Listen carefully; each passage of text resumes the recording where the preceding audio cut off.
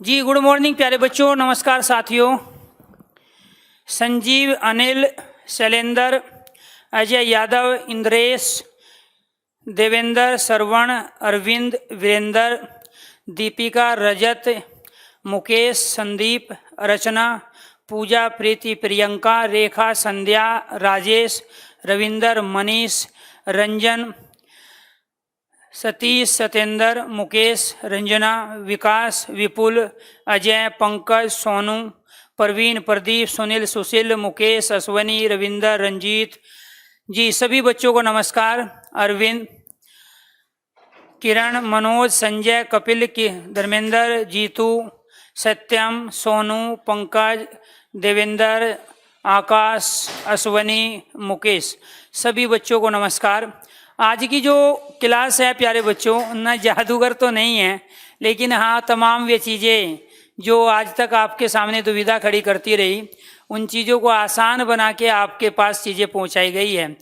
Quality का option बिल्कुल है सत्येंद्र, ऐसा नहीं है। कई बार क्लासें हम भी चला के देख लेते हैं, हम कंटिन्यू क्लास में होते हैं तो पता नहीं होता कि कौन सा टॉपिक चल रहा था।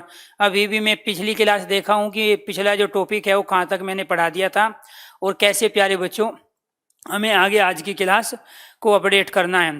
तो क्वालिटी का ऑप्शन है, जो भी आप कह रहे हो तो आप अपने वहाँ पे प्यारे बच्चों उसको करके वहाँ कंटिन्यू अपनी क्लास से रिवीजन भी कर सकते हो। तो हम पढ़ रहे थे संधि, और संधि में हमने स्वर संधि के भेदों के जो 5 भेद हैं उनकी तमाम चर्चाएं हमने की है। उसमें आदि संधि को डिटेल में हमने पढ़ा था कल, तमाम कंडीशन समझी थी। इसके साथ साथ विसर्ग संधि की 4 कंडीशन हमारी हो चुकी है, कुछ कंडीशन विसर्ग संधि की ओर है, वो कंप्लीट करके विसर्ग संधि हो जाएगी कंप्लीट। फिर हम प्यारे बच्चों व्यंजन संधि के बारे में चर्चा करेंगे, और उसके बाद कल करेंगे पूरे जो हमारे टॉपिक हो चुके हैं, एक वर्णमाला और एक संधि, इन दोनों क्वेश्चंस की प्रैक्टिस। हालांकि वर्णमाला के क्वेश्चन में ले चुका हूं, तो संधि के बनने वाले तमाम जो क्वेश्चंस होते हैं कल उसकी प्रैक्टिस भी करेंगे, फिर साथ के साथ आपकी पीडीएफ भी उसको मिलेगी। चलो जी, तो यहाँ टॉपिक है हमारा विसर्ग संधि। कौन सी संधि है? विसर्ग संधि। और विसर्ग संधि में हमें पढ़ना है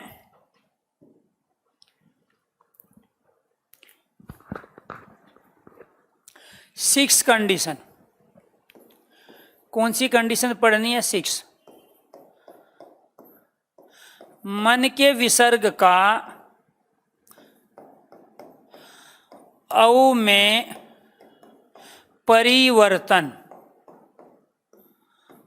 अब यहां जो ये मन जो शब्द है जिसको हम चित्त कहते हैं, इसके इस वाले विसर्ग का, ये जो विसर्ग चिन्ह लगता है, इसका औ में परिवर्तन होता है। कैसे?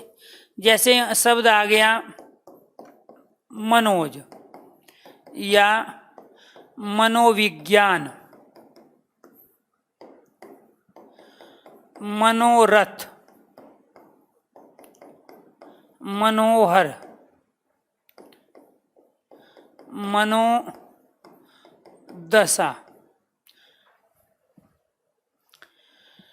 अभी इनको करके देखते हैं। पहले क्या हुआ, यहाँ मन, और मन जो भी शब्द होता है वो विसर्ग के साथ लिखा जाता है।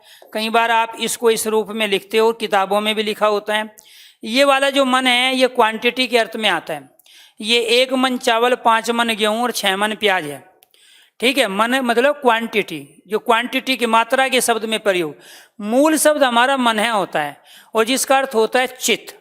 तो वास्तव में उस चित्त से ही जो जन्म लिया है वो कहलाता है मनोज। जय अपने आप में क्या है? यहाँ क्रिया है संस्कृत की, जो पंकज में भी लगता है, वारिद में भी लगता है वो, ठीक है, जलज में भी लगता है। जो जल में जन्म लिया है वो जलज कहलाता है। तो यहाँ इस मन के विसर्ग का इस औ में जो परिवर्तन हुआ है, जिसकी वजह से मनोज शब्द बना। तो पहले समाज में ये कंडीशन थी, एक मन शब्द था और दूसरी कंडीशन में जाके मनोज शब्द बना। इसको कहते हैं चित्त, इसे कहते हैं जन्म। तो जो चित्त से जन्म लिया है वो क्या कहलाया? मनोज। यहाँ भी यही कंडीशन है, इस वाले विसर्ग का औ में परिवर्तन हुआ है, इस वाले औ में। और दूसरा शब्द क्या है? विज्ञान। तो मनोविज्ञान को बोलते हैं चित्त का विज्ञान। तो जो चित्त का विज्ञान है वो क्या कहलाया? मनोविज्ञान। तो कंडीशन क्या हुई कि जहां भी पहला शब्द मन होगा तो वो विसर्ग वाला होगा, अब उस विसर्ग का ही परिवर्तन, अभी हमने क्या पढ़ा था, वर्णों का विसर्ग में परिवर्तन, अब क्या पढ़ रहे हैं, विसर्ग का वर्ण में परिवर्तन। ऐसे यहाँ ये शब्द बना है प्यारे बच्चों, मनोरथ, ये मन और रथ दोनों का अर्थ हो गया और इसका परिवर्तन हो गया यहाँ औ में, इस विसर्ग का। ऐसे यहाँ पे मन और इसका जो परिवर्तन हो गया यहाँ औ में, और दूसरा शब्द आ गया हर। ऐसे शब्द हैं यहाँ मन और दूसरा शब्द आ गया दशा, ये इसका संधि विच्छेद हो गया, और ये जो औ में परिवर्तन हुआ है इससे बनी है विसर्ग संधि। कौन सी संधि बनी है, विसर्ग संधि। ऐसे ही और भी शब्द बन सकते हैं, मनोभिलाषा, मनोनुकूल, मनोवर्ती, मनोरथ,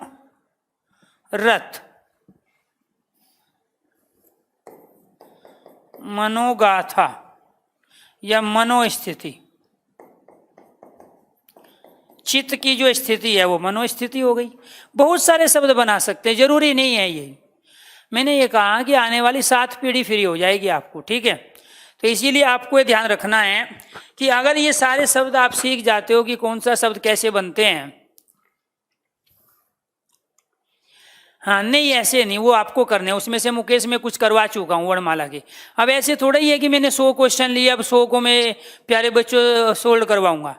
तो वहाँ मैं ये बोला हूँ कि हर किसी टॉपिक के में 20 से 30 क्वेश्चन, मैक्सिमम 30 तो, बाकी आपको खुद करने। जब हमने कॉन्सेप्ट समझा दिया तो फिर उसका फायदा क्या है, उससे आप क्वेश्चन ना कर पाओ।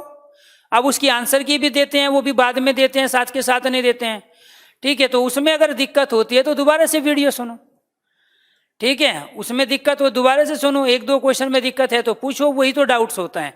लेकिन यहाँ इसका मतलब ये होते हैं कि यह विसर्ग संधि है, और विसर्ग संधि पे कम से कम प्यारे बच्चों 1000 शब्द होंगे। अब मैं 1000 शब्द लेके आऊँ यहाँ 1 साल तक पढ़ाऊँ आपको, ये पॉसिबल ही नहीं है। लेकिन कोई जितने एग्जाम्पल मैं देता हूँ 10 टीचर भी मिलके वो इतने एग्जाम्पल नहीं देते हैं। यकीन नहीं आता, अभी यूट्यूब पे पता नहीं कहाँ कहाँ जो भी चीज़ें पढ़ा रहे हैं लोग, आप देखो। अब मैंने एक ही देखो आप सामने क्या है, 1 2 3 4 5 6 7 8 9 एग्जाम्पल तो यही दिया है एक चीज को प्रूफ करने के लिए। अब उसके बाद भी अगर किसी को समझ में नहीं आ रहा है तो इसका मतलब है कि वो सीखना नहीं चाहता, क्योंकि हम कुछ चीज़ ऐसी भी होती है भारतीयों में कि हम दूसरे से सीखना ही नहीं चाहते, ठीक है। अब आपके अलावा दूसरे बच्चों को दिक्कत नहीं हुई है, ठीक, क्योंकि रीजन है कि जिन्होंने लॉजिकली वो वीडियो सुनी। यार मैंने तो एक वीडियो में तो नहीं कराया कंप्लीट, कम से कम 4 से 5 अलग अलग में प्यारे बच्चों दिन में जाके वर्णमाला कंप्लीट कराया, 5 लेक्चर में जाके, और वो भी अलग अलग सेक्शन का। पहले वर्ण के भेद, फिर स्वर के भेद, उसके बाद व्यंजन के भेद, उसके बाद वर्णों का उच्चारण स्थान, वर्ण विन्यास, वर्ण विच्छेद, उसके बाद प्यारे बच्चों हिंदी शब्दकोश में शब्दों का स्थान। ऐसा कौन सा क्वेश्चन हो जाएगा जो प्यारे बच्चों पढ़ने के बाद ना हो। इसलिए आपने क्लास लाइव नहीं रहे तो दिक्कत थी, और बाद में सुनी तो सीक्वेंस में नहीं सुनी तब क्वेश्चन नहीं होंगे। अदरवाइज मेरे पढ़ाने के बाद डाउट बच जाए तो इसका मतलब फिर मैं कंप्लीट नहीं हूँ, फिर मैं सारी गलती आप नहीं मानता हूँ। और वो कब होगी सारी गलती मेरी, जब ज़्यादातर बच्चों के सामने वो समस्या खड़ी होगी। तो इसीलिए आपको ध्यान रखना है। हाँ, तो आपको तीसरा चौथा समझ में नहीं आया तो दोबारा से सुनो ना उसको, क्योंकि आप रटी हुई चीज़ों को जब नए तरीके से सीखते हो तो हम स्वीकार नहीं करते परिवर्तन को। जैसे कोरोना की वजह से बहुत सारी चीज़ें हैं परिवर्तित हो गई है, हम स्वीकार ही नहीं कर पा रहे हैं कि अब हमें ज़िंदगी में ऐसे ही जीना है।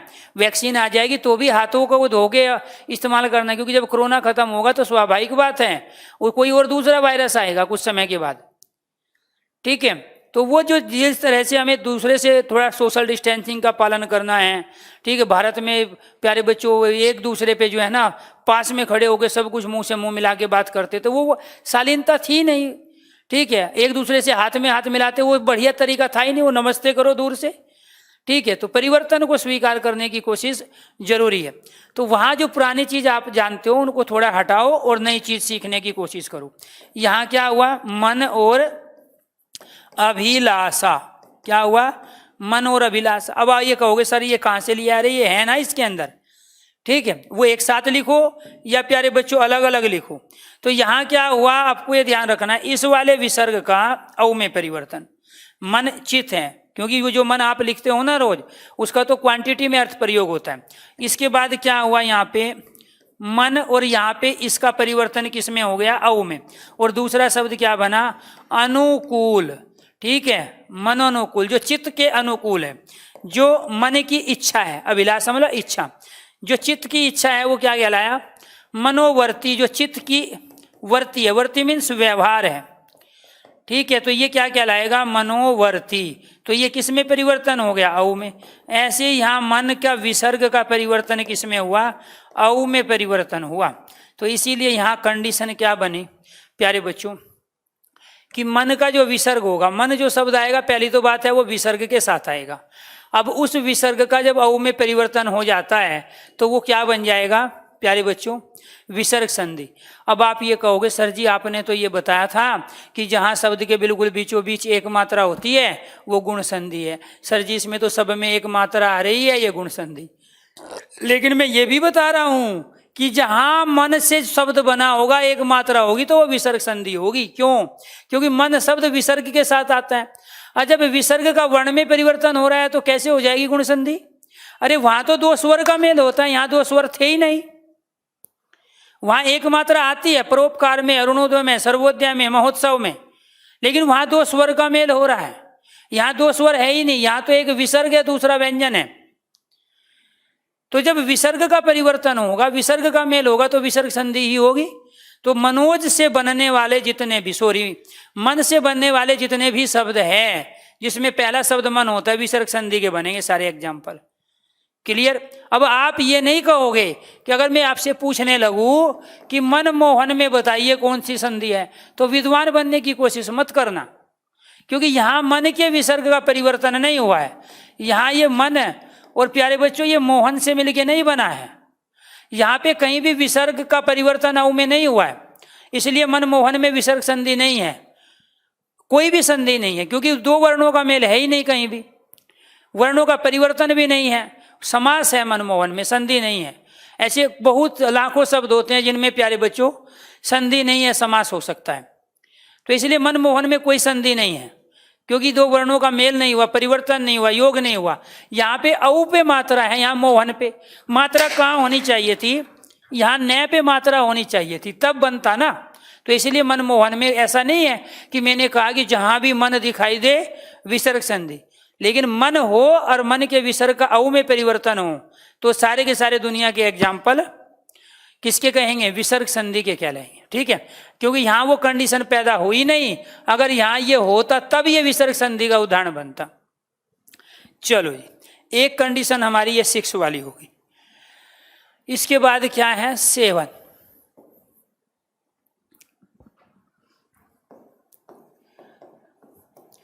यस के विसर्ग का औ में परिवर्तन, ये वाला। अब आप ये कहोगे सर कितने परिवर्तन कराओगे? मैं ये कहूँगा जब मैथ आप पढ़ते हो तो वहाँ कितने सूत्र याद करते हो, जब साइंस पढ़ते हो कितने फार्मूले याद करते हो, वहाँ तो कर रहे हो क्योंकि साइंस वाला टीचर कह रहा है, मैथ वाला कह रहा है, इसलिए मान लेते हैं a + b² = a² b² 2ab हुआ। आधों को तो पता ही नहीं कैसे हुआ, बस सूत्र है मान लिया, हो गया। हिंदी वाला बोलेगा कि नियम होते हैं। कैसे हो गए सर नियम, कैसे याद करेंगे सर? गजब है, हिंदी वाला बोलता है तो कैसे नियम होंगे, कैसे याद करें। मैथ वाला बोल दे तो ना कभी नहीं क्वेश्चन होगा सर कैसे याद करेंगे, कैसे होंगे। ठीक है, तो ये सबसे बड़ी समस्या हिंदी वालों के साथ है कि यहाँ भी इस विसर्ग का नियम है, रूल है। तो यहाँ इस वाले विसर्ग का परिवर्तन किस में हुआ, औ में परिवर्तन। वही कंडीशन आई। इसका मतलब यहाँ जो शब्द बना है, यशोदा शब्द बना है, यशोधरा शब्द जो बना है वो ऐसे ही बना है।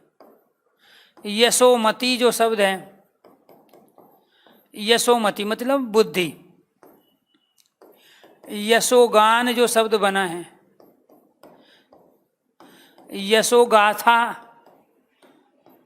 जो शब्द है, ये सब किसके हो गए, विसर्ग संधि का। तो यहाँ क्या हुआ, यश और यश के इस विसर्ग का औ में परिवर्तन, दा मतलब देने वाली, इसको कहते हैं प्रसिद्धि, प्रसिद्धि को देने वाली कहलाई यशोदा। दोनों का अर्थ होना चाहिए ना, अर्थ हो गया। अब इस विसर्ग का परिवर्तन किस में हुआ?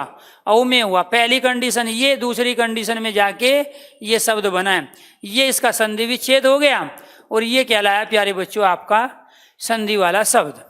ऐसे ही यहाँ पे यस और यस के इस विसर्ग का औ में परिवर्तन, धरा कहते हैं भूमि को, जमीन को, धरती को, तो जो यस प्रसिद्धि को देने वाली जमीन है, धरती है, वो क्या कहलाई? यशोधरा।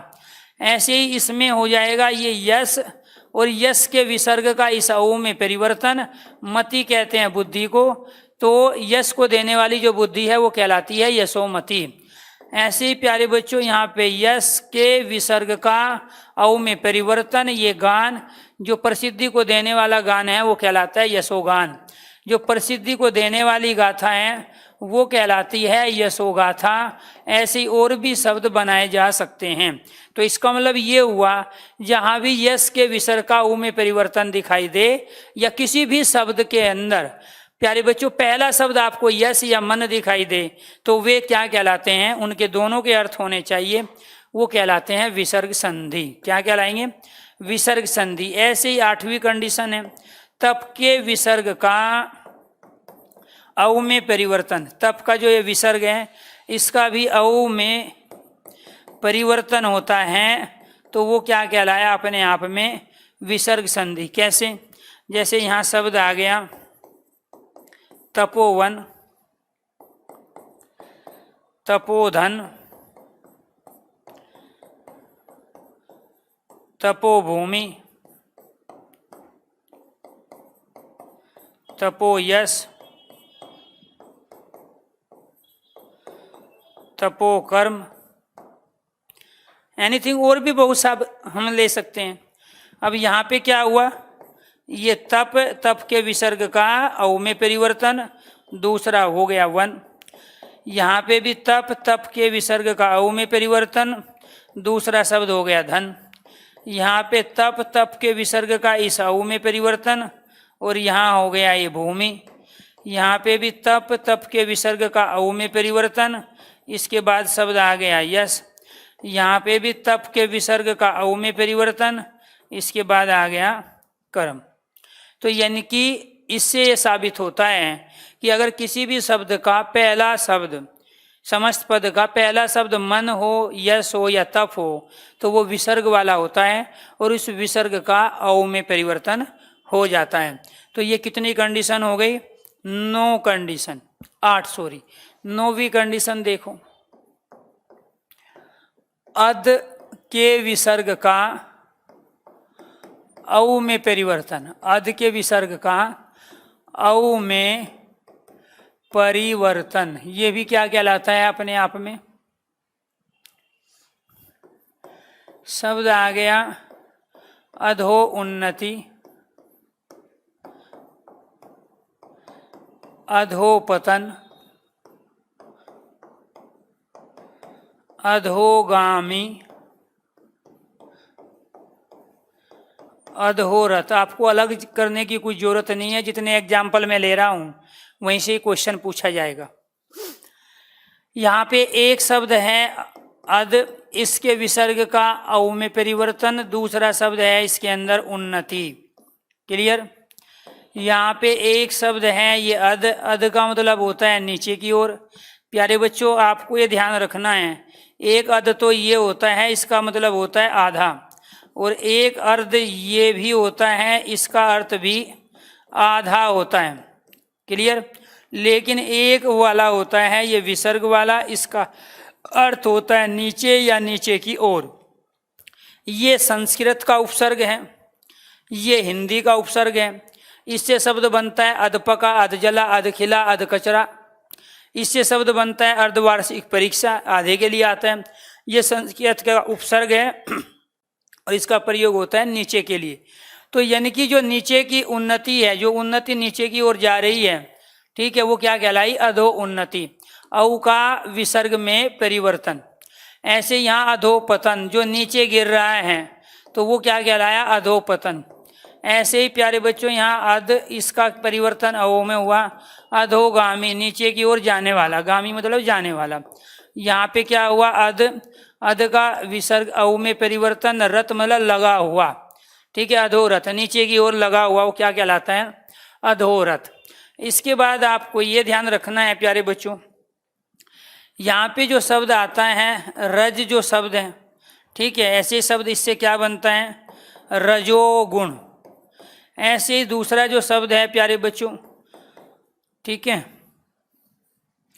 तम जो शब्द है, तम, इसके इससे बनता है तमोगुण। ऐसे ही शब्द है प्यारे बच्चों सत, और इससे बनता है सतोगुण। यहाँ भी इस विसर्ग का परिवर्तन अव में हुआ है, यहाँ भी इस विसर्ग का परिवर्तन अव में हुआ है, यहाँ भी इस विसर्ग का परिवर्तन अव में हुआ है। क्लियर। इसके बाद में क्या है प्यारे बच्चों, एक शब्द है नीरज, एक शब्द है नीरस, और एक शब्द है नीरव। क्लियर। तो एक शब्द है प्यारे बच्चों निरोग। इन सब में भी विसर्ग ही संधि है। क्यों है विसर्ग संधि, रूल है, नियम है। अगर यहाँ पे प्यारे बच्चों बड़े वाला ई आ गया, ठीक है, यहाँ ये अपने आप में ये जो नी था ना,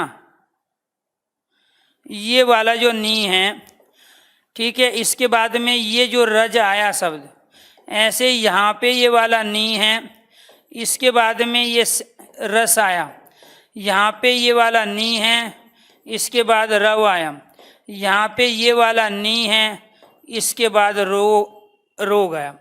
रूल ये है, अगर यहाँ पे ये छोटी ई आया है नी में, ठीक है, इसलिए आप कई बार क्या लिखते हो, निरोग को ऐसे लिखते हो, जो कि गलत है। ये वर्तनी गलत है, ये वर्तनी सही है। अब वो गलत क्यों है उसके लॉजिक भी समझो, और इनमें संधि जो है वो विसर्ग संधि है।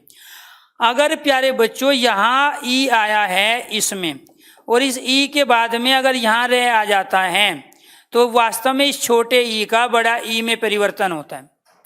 यदि छोटे ई से नियम है, रूल है, जैसे a + b² बराबर a² b² है, तो यहाँ अगर छोटी ई के बाद में रे व्यंजन आ जाए, छोटी ई के बाद में रे व्यंजन आ जाए, छोटी ई के बाद में रे व्यंजन आ जाए, छोटी ई के बाद में पूरा रे व्यंजन आ जाए, तो छोटी ई का बड़ा ई बन जाता है, और वो भी प्यारे बच्चों, ठीक है, विसर्ग संधि के अंतर्गत होता है। क्यों? क्योंकि यहाँ इस नी का जो अर्थ होता है वो बिना होता है, जो कि संस्कृत का उपसर्ग होता है, और विसर्ग रहता है साइलेंट।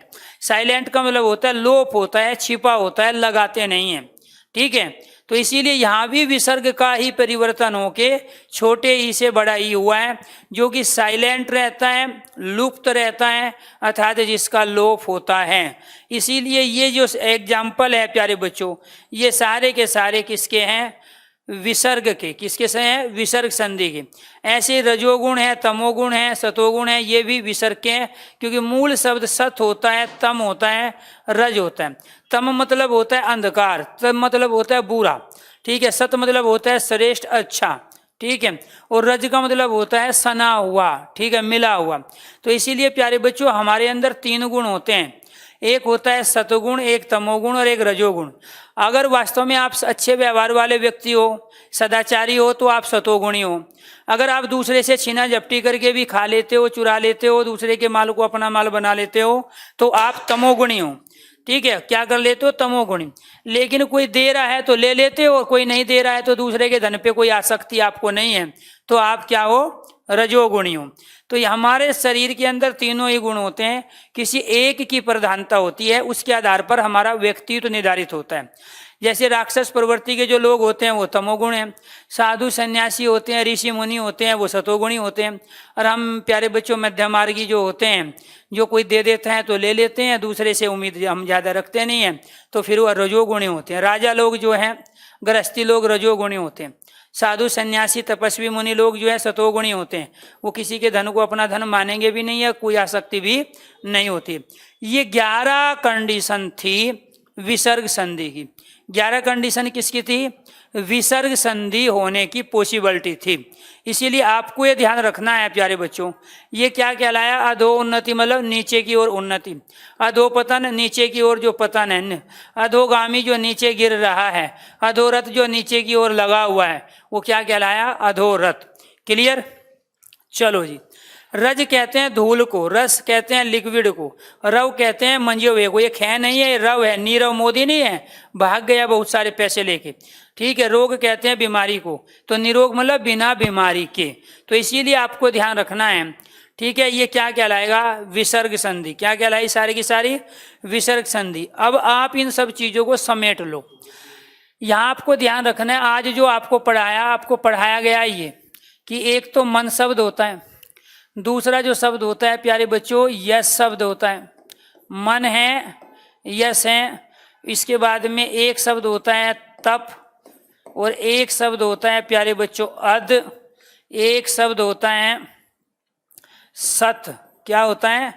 सत। एक होता है रज, और एक शब्द होता है प्यारे बच्चों तम। ठीक है। तो और एक शब्द होता है प्यारे बच्चों नी। ठीक है। वास्तव में आपको ये ध्यान रखना है कि इन सब से जो यहाँ पर कंडीशन पैदा हुई, उस कंडीशन के आधार पर इन सब का परिवर्तन किस में हुआ है? अव में परिवर्तन। यहाँ पे हम क्या लिख देंगे? यहाँ पे लिख देंगे परिवर्तन। यहाँ पे क्या लिखेंगे? परिवर्तन। ठीक है। अब इसको ले लो, ये कंडीशन इस पे अप्लाई नहीं होती है। हाँ, ये आप अलग से याद रखना। परिवर्तन। क्लियर? अब हमने यहाँ पर ये ध्यान रखना है, ये आपकी विसर्ग संधि की दूसरी कंडीशन है। ये क्या है? आपकी विसर्ग संधि की दूसरी कंडीशन। पहली आपको कल बताई थी। पहली कंडीशन आपको क्या बताई थी प्यारे बच्चों? वहाँ पे भी यही था, यानी कि एक तो था प्यारे बच्चों आपका विसर्ग। पहली कंडीशन क्या थी? विसर्ग। दूसरा था तैरने वाला रह, ये वाला से, ये वाला से, और इसके बाद में ये वाला से। इन सब का जो परिवर्तन हुआ था, वो परिवर्तन किस में हुआ था? विसर्ग में। और इसी को हम क्या बोल रहे थे? इसी को बोल रहे थे परिवर्तन। इसी को हम क्या कह रहे थे? परिवर्तन। यहाँ पर जो ये कंडीशन थी, ये कंडीशन थी हमारी पहली। ये कौन सी कंडीशन थी? पहली कंडीशन थी। बाकी सारी चीज़ों को आप भूल जाओ, जो आपके सामने बोर्ड पे लिखे हुए हैं आपको ये ध्यान रखना, उनको याद रखो। विसर्ग संधि होने की दो पॉसिबिलिटी है। विसर्ग संधि होने की क्या पॉसिबिलिटी है? दो पॉसिबिलिटी है। एक तो विसर्ग का परिवर्तन विसर्ग में होता है, तैरने वाले रह का परिवर्तन विसर्ग में होता है। तीनों तरह के जो आदेश होते हैं उनका परिवर्तन विसर्ग में होता है।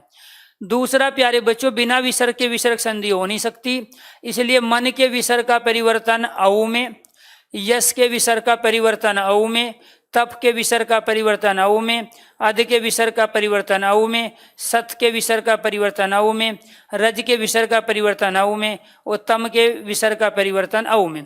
इसके एक एक ही एग्जाम्पल है, इनके अलावा एग्जाम्पल नहीं बनेंगे। इनके जो एग्जाम्पल थे वो मैं आपको दे चुका हूँ, और यही प्यारे बच्चों विसर्ग संधि में पूछे जाते हैं। क्लियर? दूसरी चीज, दो बच्चों के डाउट है निरोग शब्द को लेकर, हाँ उनको भी ले लेते हैं। ये क्या थी आपकी शॉर्ट ट्रिक? एक कंडीशन आपकी ये थी, दूसरी कंडीशन आपकी ये थी। निरोग जो शब्द है ना शुद्ध वर्तनी में, ये वाला निरोग सही है, और ये वाला जो निरोग है ना प्यारे बच्चों ये है गलत। ऐसे बहुत सारे शब्द आप प्रयोग करते हो। ठीक है। जैसे फॉर एग्जाम्पल आप कविंदर लिखते हो ये वाला, रविंदर लिखते हो आप इसको। ठीक है। इसके बाद आपको ध्यान रखना है रवीश लिखते हो आप इसको। ये क्या है? तीनों के तीनों गलत हैं। इसमें से कविंदर कैसे लिखा जाएगा? इस रूप में। रविंदर कैसे लिखा जाएगा? इस रूप में। रवीश कैसे लिखा जाएगा? इस रूप में। ये भी सही है, ये भी सही है। ऐसे ही आप इसमें गलती करते हो। ये कोई शब्द है ही नहीं। ये शब्द इसलिए नहीं है प्यारे बच्चों क्योंकि जो ये नी था ना, निरोग मतलब क्या होता है? बिना रोग के। ये बनता है इन दो से, ठीक है। इसका अर्थ होता है बिना, ठीक है। रोग का मतलब होता है बीमारी, तो जो बिना बीमारी के हैं वो क्या कहलाया? निरोग कहलाया। बिना रोग के जो होता है वो निरोग कहलाया। अब रूल है, नियम ये है कि अगर कहीं विसर्ग के बाद में रे आता है, रूल क्या है? विसर्ग के बाद में, वहां हम साइलेंट रखते हैं, लगाते नहीं है उसको। अगर विसर्ग के बाद में रे आता है तो इस वाले नी की छोटी मात्रा बड़ी ई में परिवर्तित हो जाती है। किस में परिवर्तित हो जाती है? बड़ी ई में परिवर्तित हो जाती है। तो जब विसर्ग का की वजह से ही वर्ण में परिवर्तन हुआ है, छोटे ई का बड़ी ई में परिवर्तन हुआ है, तो फिर विसर्ग संधि हुई। तो क्योंकि कमाल तो विसर्ग ने किया है ना, तो इसीलिए इन सब में, चाहे वो नीरज है या नीरव है प्यारे बच्चों, उन सब में छोटा नी नहीं आता है, सब में क्या आता है? बड़ा आता है। क्लियर? जैसे शब्द आ गया लड़की, ये भी तो परिवर्तन होता है। अब इसका बहुवचन आपको लिखना है लड़की का, तो क्या करेंगे? पहले जो ये बड़ी मात्रा है इसको छोटी करेंगे और इसमें यहाँ जोड़ देंगे, तो क्या बन जाएगा? लड़कियां। ऐसे प्यारे बच्चों कुर्सी आपको लिखना है, बहुवचन में क्या करेंगे? पहले बड़ी मात्रा को छोटी कर देंगे और इसमें यहाँ जोड़ देंगे। ऐसे ही साड़ी शब्द है, साड़ी में भी वही करोगे आप। जैसे यहाँ बड़ी ई का छोटी ई में परिवर्तन हुआ है, ऐसे प्यारे बच्चों वहाँ छोटी ई का बड़ी ई में परिवर्तन हुआ है विसर्ग के कारण, इसीलिए बनी विसर्ग संधि। चलो जी, इनके क्वेश्चंस भी लेंगे, लेकिन कब? जब व्यंजन संधि भी हो जाएगी कंप्लीट, ठीक है, तब लेंगे। अब पढ़ते हैं व्यंजन संधि। कौन सी संधि? व्यंजन संधि। व्यंजन संधि की क्या क्या कंडीशन है? एक बच्चा पूछ रहा था सर उसमें वहां तीसरे चौथे में हम फंसते हैं, तो चलो बाहर निकाल लेते हैं आपको फंसे हुए को, ठीक है। प्रत्येक वर्ग का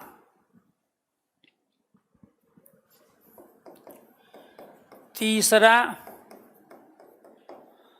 पांचवा वर्ण अपने वर्ग के प्रथम, या पहला ही लिख लेते हैं, पहले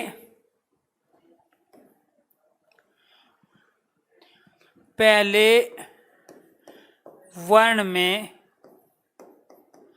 बदल जाता है या परिवर्तित हो जाता है? बदल जाता है। देखो कैसे बदलता है। एक शब्द आ गया वागीस, कैसे करेंगे? ये आया वाग, यहाँ पे आया ईस। जब आप ई को इधर ले गए, बड़े ई को, ये वाला ई आप इधर ले गए, और किसी भी व्यंजन में एक स्वर होता है, जब उस स्वर को आप उधर ले गए तो यहाँ तो व्यंजन आधा बचेगा ना। अब इसका कोई अर्थ है नहीं, और जब अर्थ नहीं है तो फिर हमें इस कंडीशन का सहारा लेना पड़ेगा, तब ये व्यंजन संधि का एग्जाम्पल बन पाएगा। तो यहाँ क्या होगा? जब इसका अर्थ नहीं है तो हमने इसके स्थान पे क्या ले लिया? कै, और ये जो बन गया प्यारे बच्चों, ये बन गया वाग ईस। अब यहाँ इस तीसरे का काम इसके पहले वर्ग ने किया, क्योंकि कै वर्ग के अंदर, कै वर्ग में कौन कौन से वर्ण आते हैं? कै, खे, गे, घे और ये वाला गे। ये पांचवा है, ये तीसरा है, ये पहला है। आपको यही बताया गया कि प्रत्येक वर्ग का तीसरा पांचवा अपने वर्ग के पहले में बदल जाए। क्यों? शब्द का अर्थ बनाने के लिए। भाई जब इसका अर्थ नहीं है तो इससे तो ये शब्द बन ही नहीं सकता है। दोनों का अर्थ होना चाहिए, बिना अर्थ के नहीं। पहले कंडीशन समाज में ये थी, दूसरी ये, तीसरी कंडीशन में 250 साल बाद जाके बना है वागीश शब्द। इस वाक का अर्थ होता है वाणी, इसका अर्थ होता है स्वामी। जो वाणी का स्वामी है वो कहलाता है वागीश। इस वाले वाक का कोई अर्थ नहीं है।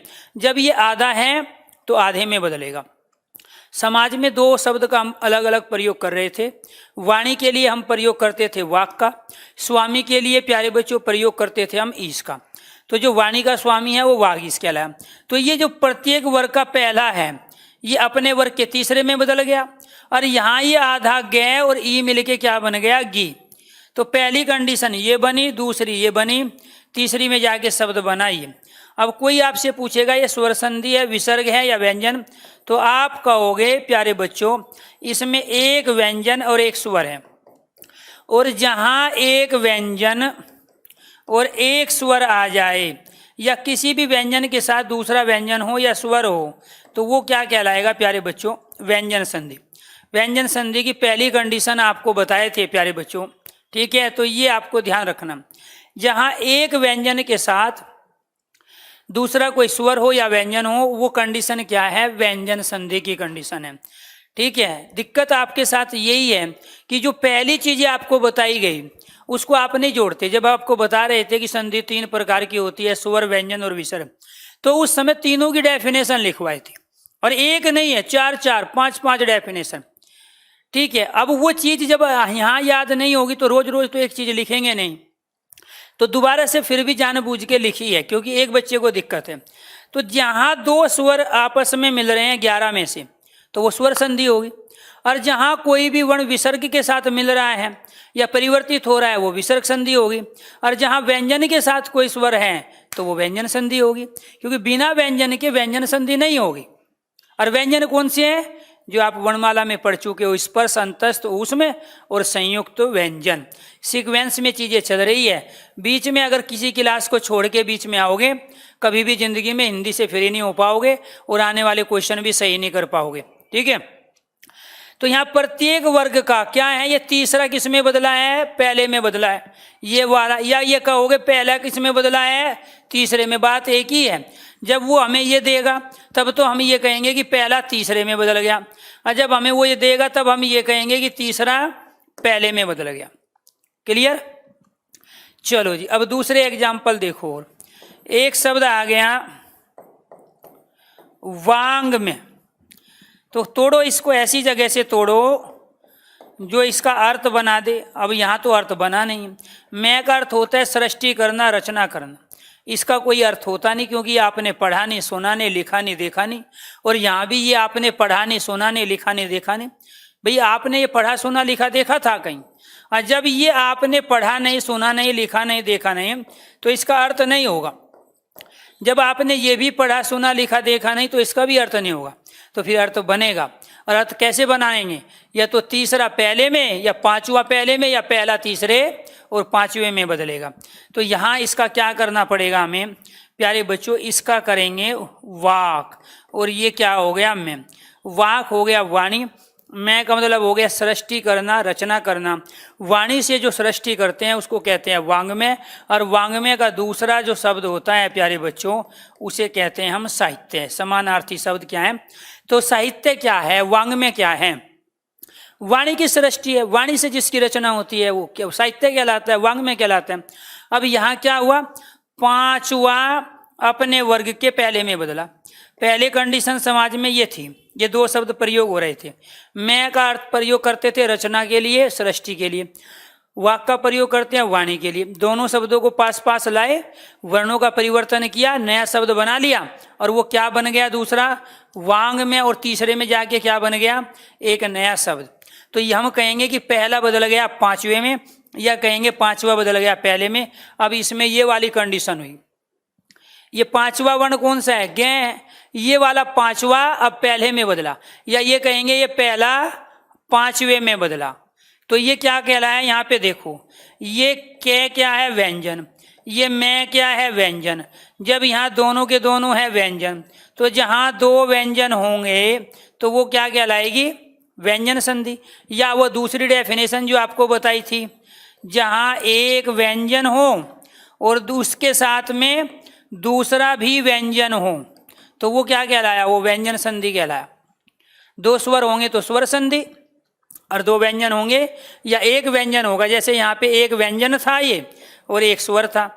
जब व्यंजन का स्वर से मेल हुआ तो व्यंजन संधि, जब व्यंजन का व्यंजन से मेल हुआ तो क्या कहलाई, व्यंजन संधि।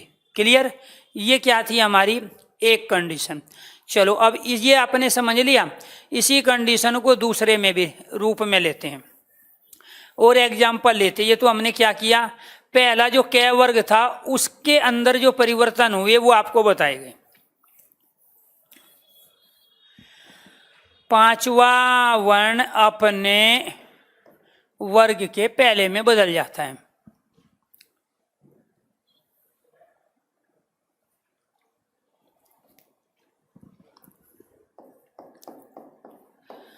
जगदीश, ये आप करोगे।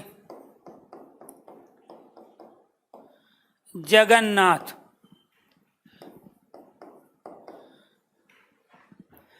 सडानन, सड़ा आसन,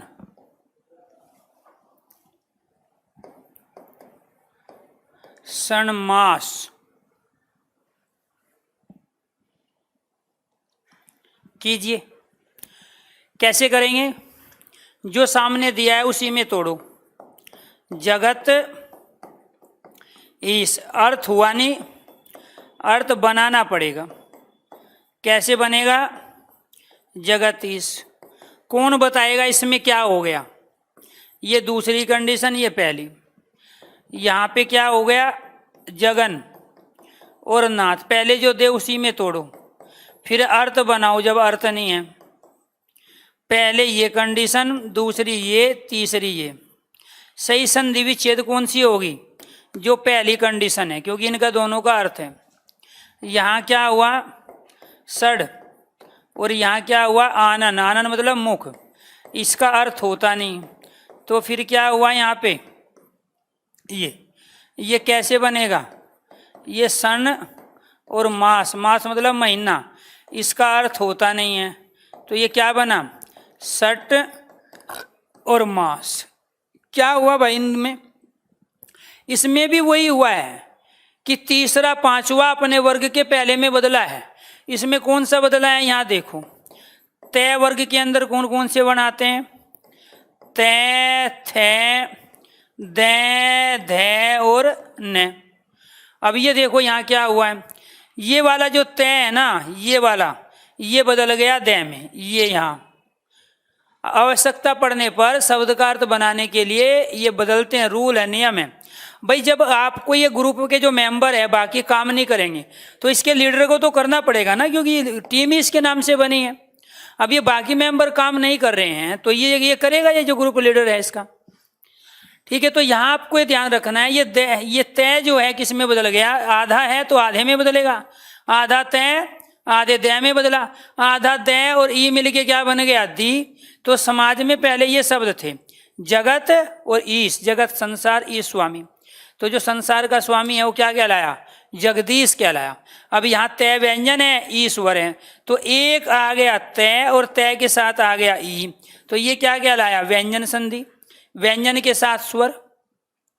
यहाँ क्या है इसमें देखो, ये क्या है? यहाँ तय आधा और ये क्या है? यहाँ न, दोनों के दोनों व्यंजन है, व्यंजन संधि। अब इसमें क्या हुआ? ये जो पहला था ये अब बदला है पांचवे में, न में बदला है। तो तय समाज में जगत मतलब संसार और नाथ मतलब स्वामी, जो संसार का स्वामी है जगन्नाथ। अब ये वाला तय किस में बदल गया? न में। तो ये आधा न और ये न, ये आपस में क्या बन गया? तीसरा। अगर ये नहीं होता तो आज हमारे पास जगन्नाथ नहीं होता। क्लियर? अगर जगत और ईश नहीं होता तो आज हमारे पास जगदीश शब्द नहीं होता। क्लियर? तो यहाँ क्या बदला है? पांचवा बदला है पहले में, या पहला पांचवे में, कुछ भी कहो। ये दोनों तो इसका था तय वर्ग का। क्या लिखा हुआ है? प्रत्येक वर्ग का। पहले कै वर्ग का बदल के दिखाया आपको, अब तय वर्ग का। तीसरा और पांचवा अपने वर्ग के पहले वर्ण में बदल जाता है। पहला कौन सा है? तय है, ग्रुप लीडर ये है। चलो जी, अब इसमें देखो क्या हुआ है आगे। एक है हमारा टै वर्ग, और इसमें कौन कौन से आते हैं? टै, ठे, डे, ढे और न। ये हो गया तीसरा, ये हो गया पांचवा और ये हो गया पहला।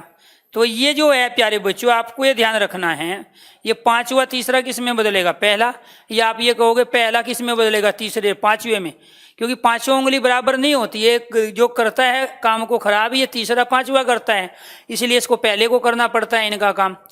तो यहाँ क्या हुआ, षड, इसका कोई अर्थ नहीं है, इस षट का अर्थ होता है छह, आनंद का अर्थ होता है मुख, जिसके छह मुख है वो क्या कहलाया, षडानंद। कार्तिकेय को कहते हैं, गणेश का बड़ा भाई है, शिव पार्वती का बड़ा लड़का कहलाता है षडानंद। तो षट मतलब छह, तो यहाँ क्या हुआ, यहाँ ये टे आया, इधर से आया क्या प्यारे बच्चों, आ, एक व्यंजन एक स्वर, व्यंजन संधि का उदाहरण हुआ, और ये किस में बदल गया, अपने वर्ग के तीसरे में बदल गया। ठीक है, अपने वर्ग में बदलेगा, कभी आप कै वर्ग में बदल दो इसको। ठीक है, तो षट छह आसन, पहले कंडीशन ये बनी, दूसरी ये 250 साल बाद जाके एक शब्द आया हमारे पास, षडानंद। क्लियर। ऐसे ही आपको ये ध्यान रखना है, यहाँ क्या हुआ, ये प्यारे बच्चों पहला है, अभी ये जो यहाँ पे किस में बदल गया, ये पहला अपने वर्ग के पांचवे में, और पांचवा कौन सा है, ये रहा पांचवा ने, कह रहा है ना षण्मास, षण्मास मतलब 6 मास, षट मास नहीं लिखा जाएगा, षण्मास लिखा जाएगा। ये वाला पहला अपने वर्ग के पांचवे में बदला, ये पहला किस में बदला, पांचवे में। जब वो ये देगा तब हम ये कहेंगे कि ये पांचवा किस में बदला, पहले में। यहाँ आ गया टे, दूसरा में, दोनों है व्यंजन, कौन सी संधि हुई, व्यंजन संधि, कौन सी संधि हुई, व्यंजन संधि हुई। क्लियर। तो ये क्या कहलाई, व्यंजन संधि कहलाई। तो ये थी आपकी एक कंडीशन, जिसमें प्रत्येक वर्ग का तीसरे और पांचवे में बदलता है। चलो जी, अब दूसरी कंडीशन देखो, यदि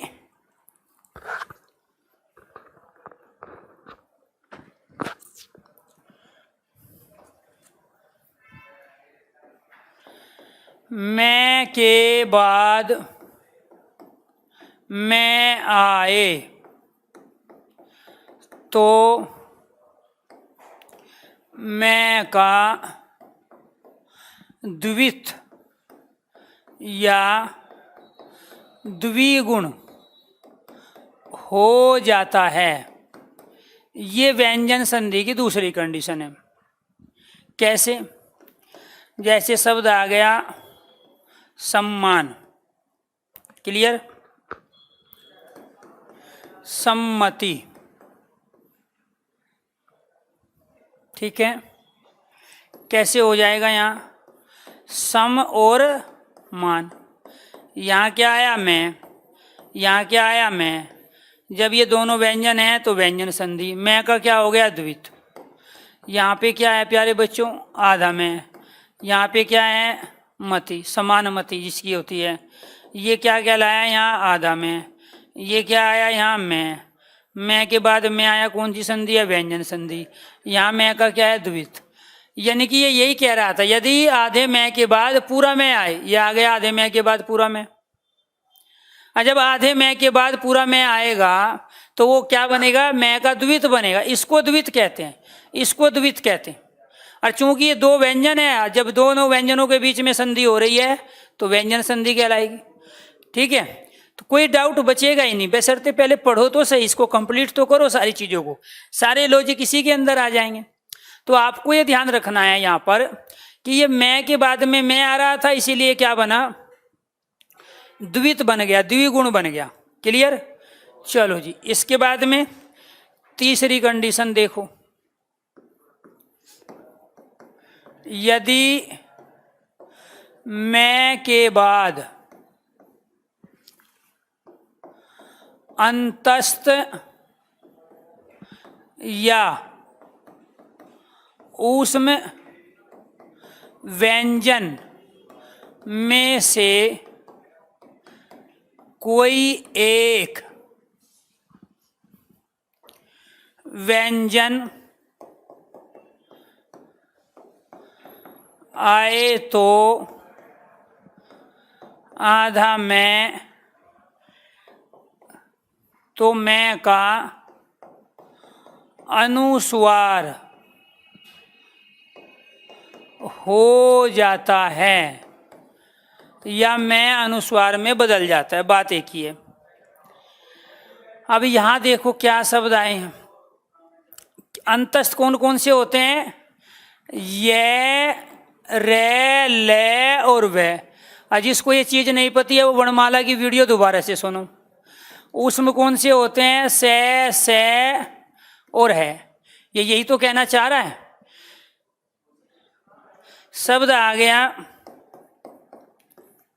संयोग। क्लियर?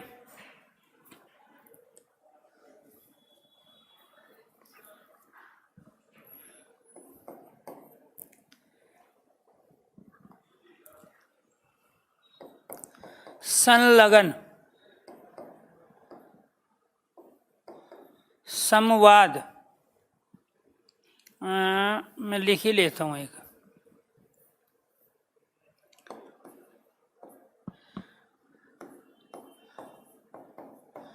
संरक्षण, संलग्न, संवाद, संशय,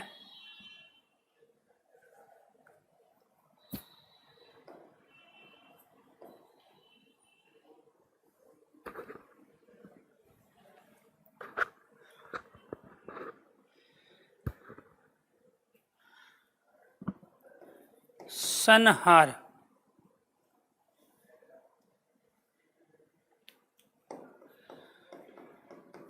संसार, संहार। देखो क्या हुआ कंडीशन। सम और योग। सम उपसर्ग है किसका? संस्कृत का। आपने ये भी पढ़ा है प्रत्येक उपसर्ग का अर्थ होता है। यहाँ योग भी मूल शब्द है, आपने पढ़ा है। यहाँ कंडीशन क्या हुई? मैं के बाद में क्या आ गया? ये। एक तो वो आपसे पूछेगा कि ये कौन सी संधि है, तो आप कहोगे व्यंजन संधि। क्यों है? सर जी मैं भी व्यंजन है और यह भी व्यंजन है, जब ये दोनों व्यंजन हुए तो व्यंजन संधि हुई। ठीक है। दूसरा क्या कह रहा है? ये कह रहा है कि मैं के बाद अंतस्थ या ऊष्म में से कोई एक आ जाए।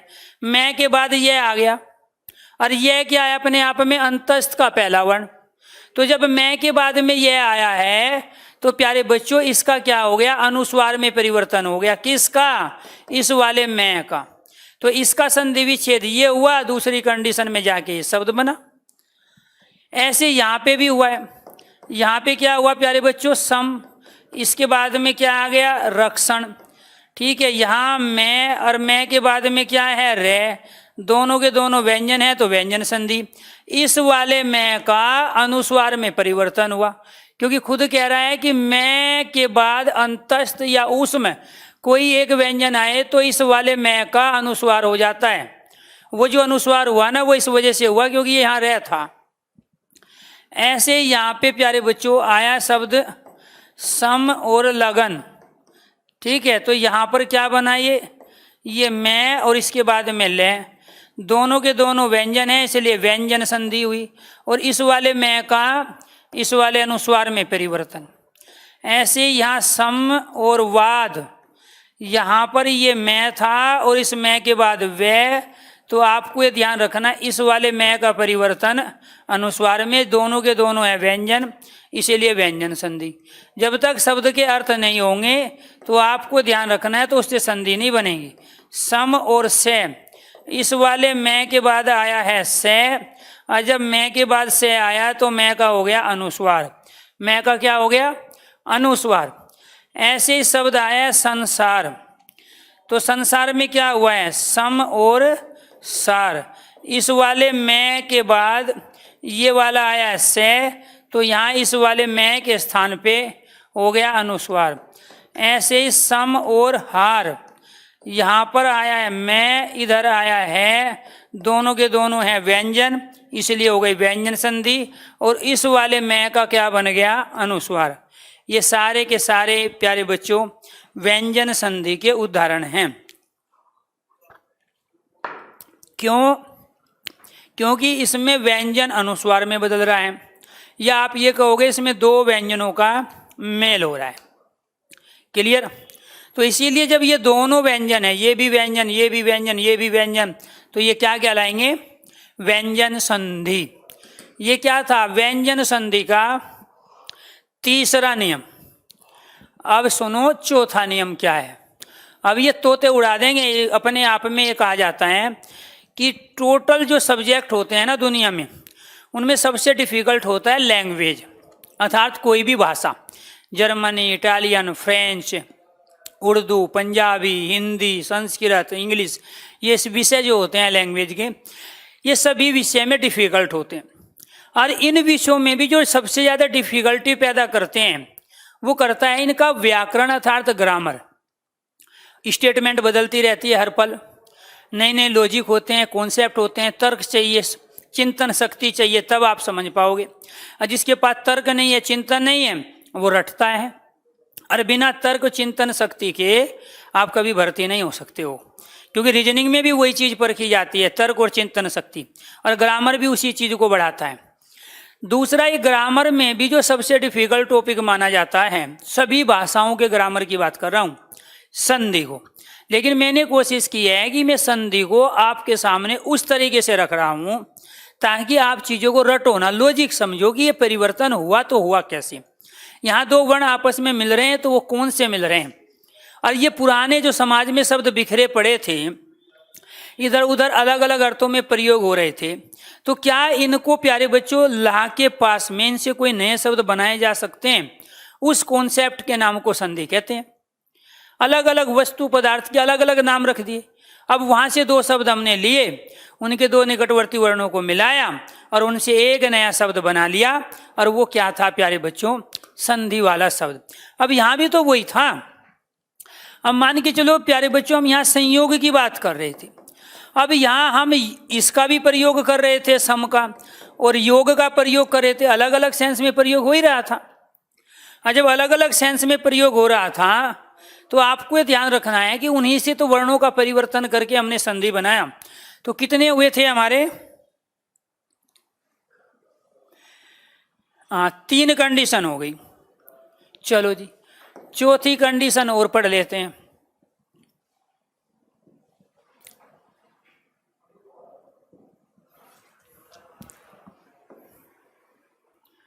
चौथी कंडीशन क्या है?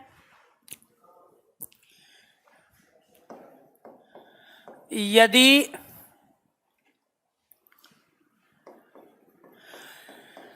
किसी स्वर के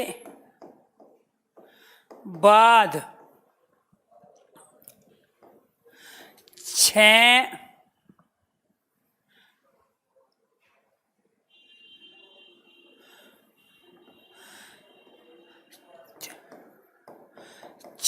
व्यंजन आए तो 6 व्यंजन से पहले आधा च, ये वाला आधा च जुड़ जाता है या आ जाता है, जुड़ जाता है या आ जाता है। जैसे शब्द आया परिच्छेद, अनुच्छेद, विच्छेद,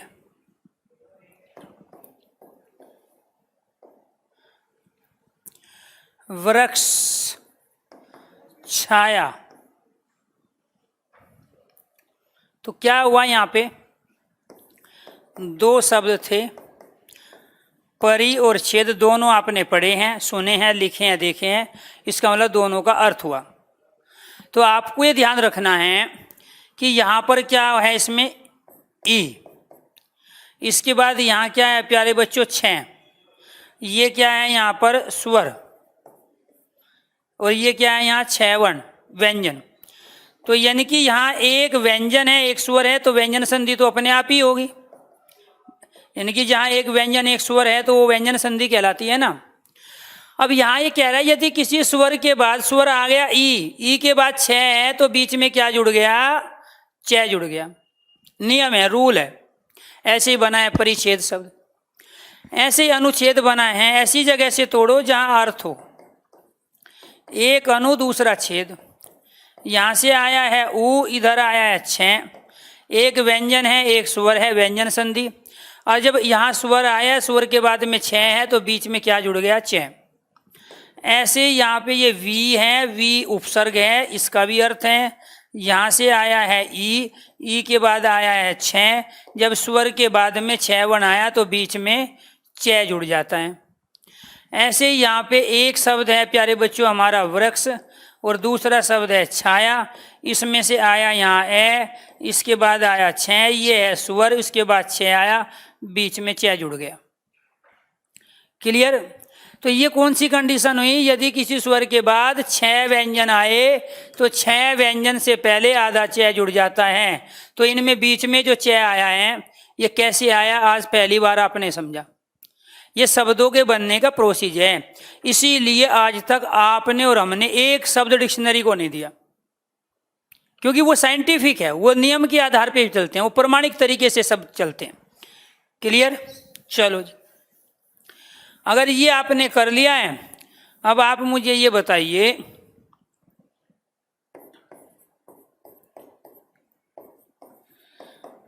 पितृ छाया और तरु छाया, इसमें कौन सी संधि होगी और कैसे होगी? तो आप क्या कहोगे? सर इसमें हमें दो शब्द दिखाई दे रहे हैं, एक पितृ और दूसरा छाया, जिनका अर्थ होता है। आपने तोड़ लिया, ये इसका संधि विच्छेद हो गया। यहाँ से क्या आया? ये वाला री, यहाँ पे क्या आया? ये वाला छ। ये है स्वर, ये व्यंजन। और रूल है कि किसी स्वर के बाद, तो ये स्वर है, उसके बाद क्या आया? छ, बीच में च आ गया। ऐसे ही आप कहोगे सर ये तरु है, तरु कहते हैं पेड़ को। यहाँ पे सर छोटा हुआ है क्योंकि इसमें छोटा हुआ है, इधर छ, यहाँ आ गया स्वर, इधर आ गया छ, बीच में क्या जुड़ गया? च जुड़ गया। क्लियर? तो ये आपको ध्यान रखना है कि यहाँ पर वी उपसर्ग है संस्कृत का, जिससे विशुद्ध बनता है, विज्ञान बनता है। ठीक है? और एक अर्थ नहीं होते उपसर्ग के, अनेक अर्थ होते हैं। ठीक है? जिससे विन्यास में लगा हुआ है, विनाश में भी वी लगा हुआ है, विशाल में भी वी लगा हुआ है, तो वहाँ वी के सब के अर्थ है ना, तभी तो लगा हुआ है, क्योंकि उपसर्ग है। तो विशुद्ध बना, विन्यास बना, विनाश बना, विपुल बना, ठीक है, विशाल बना। ठीक है? तो ये सारे के सारे क्या कहलाते हैं? विज्ञान में वी मतलब होता है अच्छी प्रकार से, सही ढंग से, शुद्ध रूप से। एक अर्थ नहीं होते हैं, अनंत होते हैं, अनेक अर्थ होते हैं। ठीक है? तो इसीलिए ध्यान रखना है, ये अनु का अर्थ होता है प्यारे बच्चों पीछे, अनु का मतलब होता है उचित। ठीक है? तो यहाँ ये इस वी उपसर्ग है, अनु उपसर्ग है, किसका? संस्कृत का। परि उपसर्ग है जो पर्यावरण में लगा है। वृक्ष यहाँ संज्ञा शब्द है। ठीक है? ऐसे यहाँ पितृ भी संज्ञा शब्द है, पिता को बोलते हैं। तरु यहाँ पेड़ को बोलते हैं। अब जिसकी इतनी नॉलेज नहीं है उसको डिक्शनरी ले लेनी चाहिए, क्योंकि मैं ये कहूँगा 20-22 साल तक हिंदी पढ़े हो और उसके बावजूद भी अगर अर्थ नहीं पता इनके, तो फिर डिक्शनरी लेनी पड़ेगी। बिना डिक्शनरी के काम नहीं होगा, जैसे आप इंग्लिश में करते हो। ठीक है? ये 4 कंडीशन हो गई।